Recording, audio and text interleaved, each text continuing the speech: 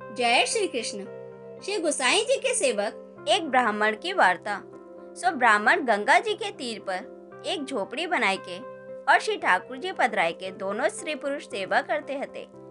वे ब्राह्मण भिक्षा करी लावते और एक दिन को सीधो होए तो दूसरे दिन के लिए कोई देवे आवे वाके पास लेते नहीं। और जब श्री ठाकुर जी को राजभोग सरे पीछे जितने वैष्णव आए हुए सबकी पातर करते और भगवत सेवा और भगवत दर्शन बिना बिन को चित दूसरे ठिकाने जातो न हतो। ऐसो करत करत बहुत दिन बीते। तब एक पंडित गंगा जी के तट पर तप करवे को आए रहे हो। पंडित बहुत विद्वान हतो और सामुद्रिक शास्त्र पढ़ियो हतो। वह ब्राह्मण के घर के पास रहतो हतो और वह पंडित को महाप्रसाद की पातर वे ब्राह्मण धरतो हतो। पाछे एक दिन वह पंडित ने ज्योतिष के बल सु तथा सामुद्रिक सु ऐसे जानियो जो या ब्राह्मण के ऊपर काल चोरी को मुद्दा आवे को और राजा के मनुष्य पकड़ ले जाएंगे और राजा के हुक्म सो या ब्राह्मण को फांसी देवेंगे। पंडित अपने मन में अनेक संकल्प विकल्प करवे लगे। 10 घड़ी दिन काल चढ़ेगो तब या ब्राह्मण के प्राण जाएंगे। ऐसे विचार करत वह पंडित को सगरो दिन गयो। वे जब समय आयो तब वह ब्राह्मण जब कर तो हतो। तब वह ब्राह्मण को नींद आई जब स्वप्न में ये व्यवस्था सब भई। और फिर वे ब्राह्मण जाग्यो जब स्त्री को कहो जो मैं छिवाए गए हूँ सो मोह को नवाए दो।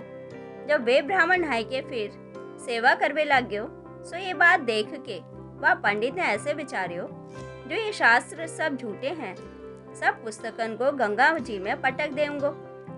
वे पंडित पुस्तक लेके गंगा जी में पटकवे चले।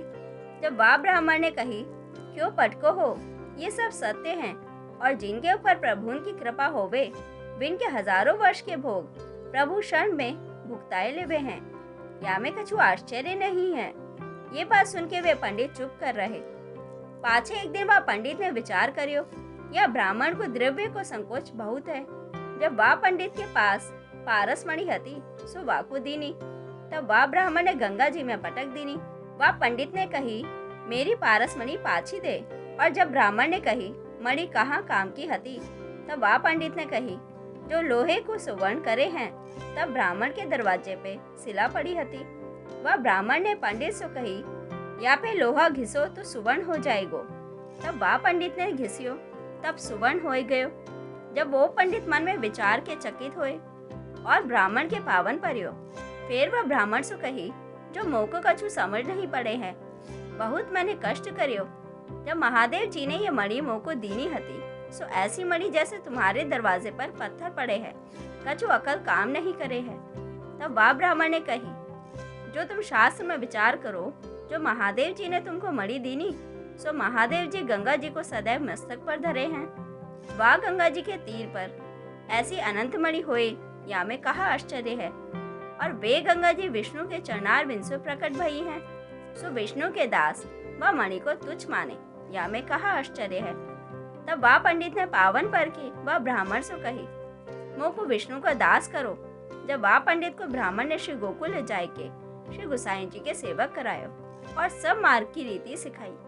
वे ब्राह्मण श्री गुसाई जी के ऐसे कृपा पात्र भगवती हते। श्री गुसाई जी के सेवक दिल्ली में रहते हते। तिनकी वार्ता। वे वैष्णव श्रीनाथ जी के दर्शन करवे को गए। दर्शन करके बहुत प्रसन्न भय। परंतु श्री रामचंद्र जी को महात्म बिन ने बहुत सुने हतो। जासु वाके मन में ऐसी आई जो अयोध्या में श्री रामचंद्र जी के दर्शन करूं तो ठीक है। तब वे श्री गुसाई जी की आज्ञा मांग के श्री रामचंद्र जी के दर्शन को गए।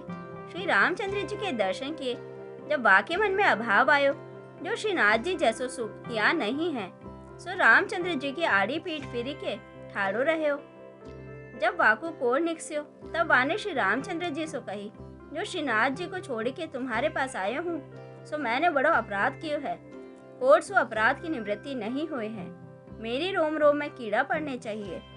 जब मेरे अपराध निवृत्त होएंगे ऐसे अनन्यता के वचन सुनी के श्री रामचंद्र जी हंसे और आज्ञा करी जो जाओ श्रीनाथ जी के दर्शन करो। श्री रामचंद्र जी के वचन सुन के वाको कोड मिट गयो और आई के श्रीनाथ जी के दर्शन करे। वे वैष्णव ऐसे अनन्य हते बिन के अनन्यता देख के श्रीनाथ जी बड़े प्रसन्न भय और सब प्रकार से अनुभव जताए। जय श्री कृष्ण।